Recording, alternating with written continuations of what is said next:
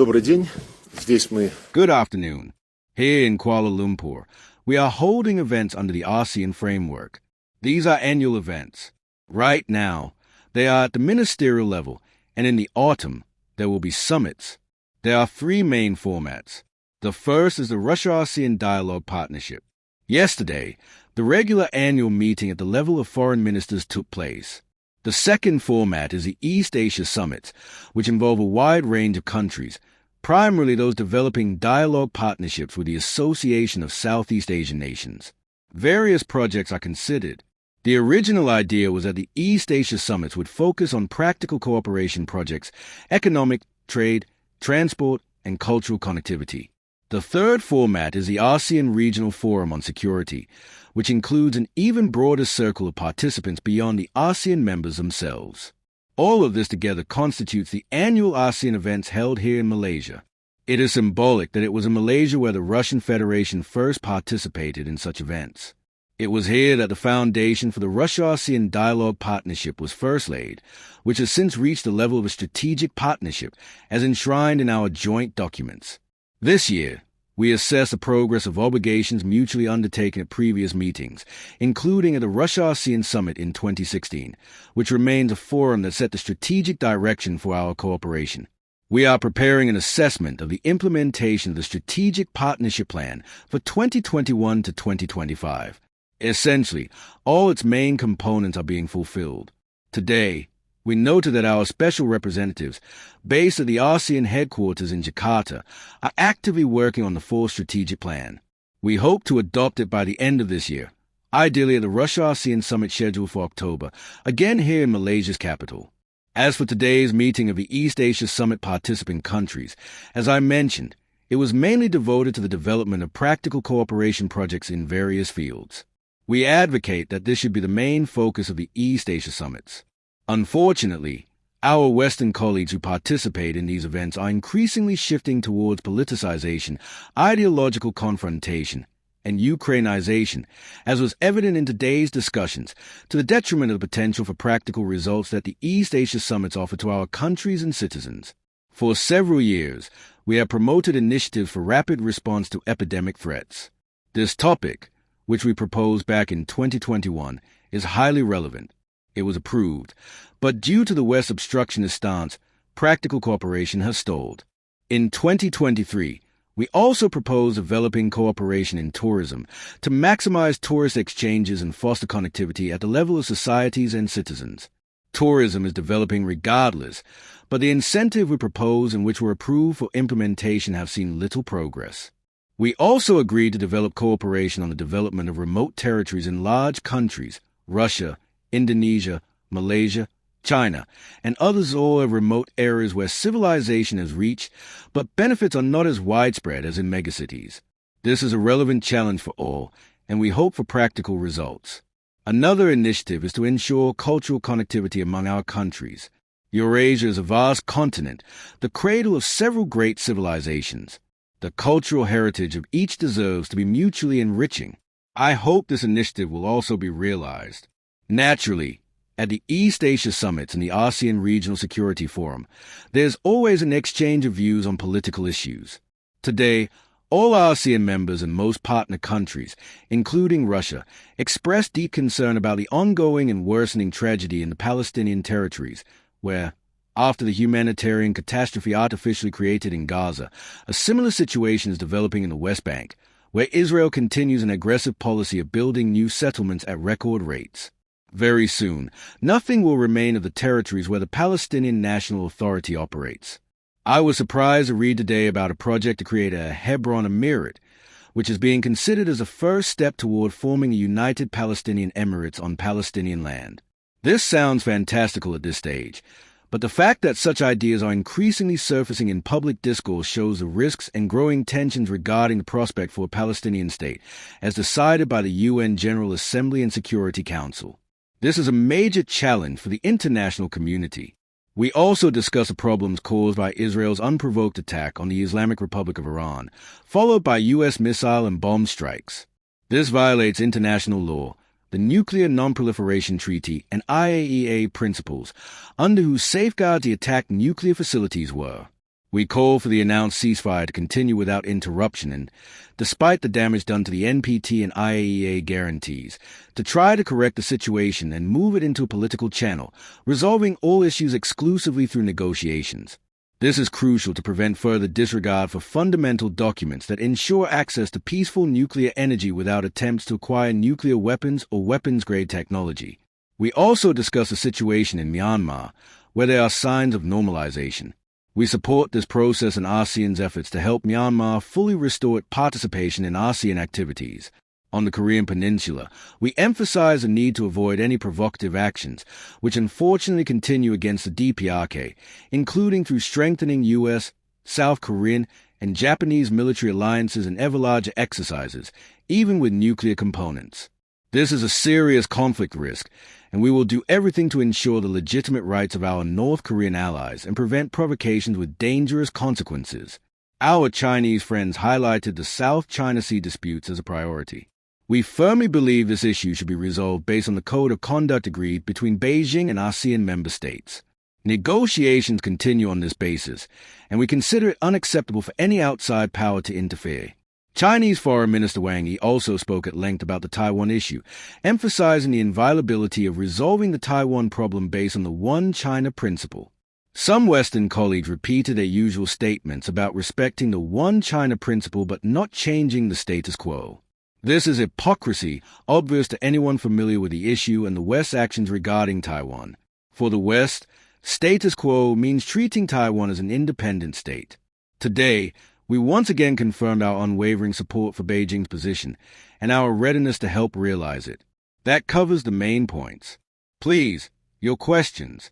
Last year, at a meeting with the Foreign Ministry leadership, President Putin proposed a new Eurasian security architecture based on the principle that the security of some states cannot be ensured at the expense of others. How is this idea received in Asia and ASEAN, especially given NATO's ongoing militarization? Essentially, the initiative to form a Eurasian security architecture is a development of the previous initiative by our president, first voiced at the Russia-ASEAN summit, about creating a greater Eurasian partnership by establishing links, deepening cooperation, and joint project among the various integration structures on the Eurasian continent. Links have already been established between the executive heads and secretariats of the Eurasian Economic Union, the Commonwealth of Independent States, the Shanghai Cooperation Organization, and all of these with ASEAN countries. This is a very useful process that harmonizes integration plans, combines efforts, and avoids duplication, especially since the membership of these formations overlaps and intertwines. We are promoting the Greater Eurasian Partnership concept, understanding that discussions and practical negotiations are open to all countries and integration structures on the continent. There are good prospects for linking the EAEU, SCO, CIS, ASEAN, and the Gulf Cooperation Council. In South Asia, there's also a Regional Integration Association. There are many structures that can improve connectivity. As various ideas are implemented, this process creates a material foundation for discussions on security for the entire Eurasian continent.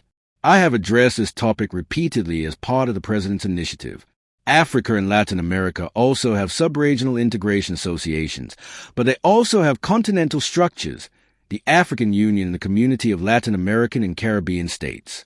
In Eurasia, the largest, most powerful, richest, and fastest-growing region, there is not yet a continental structure as a dialogue platform. We understand this process won't be quick. All invited countries must mature for it.